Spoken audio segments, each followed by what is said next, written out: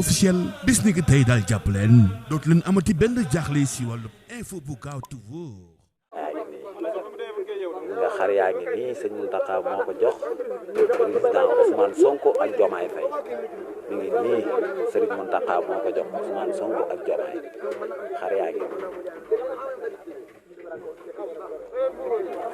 nii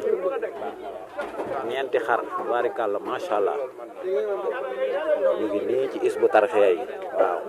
xar yi sëñ Mountakha moo ko jox Diomaye ak Ousmane Sonko teg ko ci loxob honorable Serigne Cheikh Thioro Mbacké mi ngi nii muy waaj a jël di ko yóbbu Dakar gis ngeen ko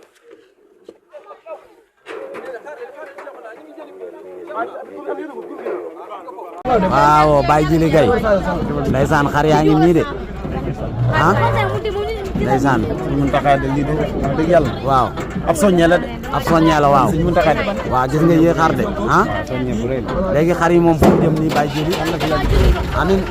président Ousmane Sonko waaw ak président Diomaye waaw son premier ministre ndeysaan Ousmane ak président Diomaye ndeysaan teraangay sëñ Mountakha waaw teraangay sëñ Mountakha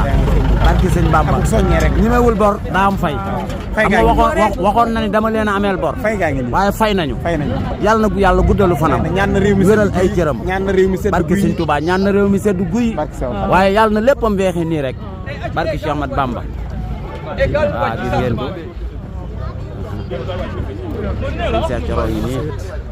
waaw Serigne Modou Diop Diawbe Baye Jili macha Allah wala nga dem message ko li nga wax la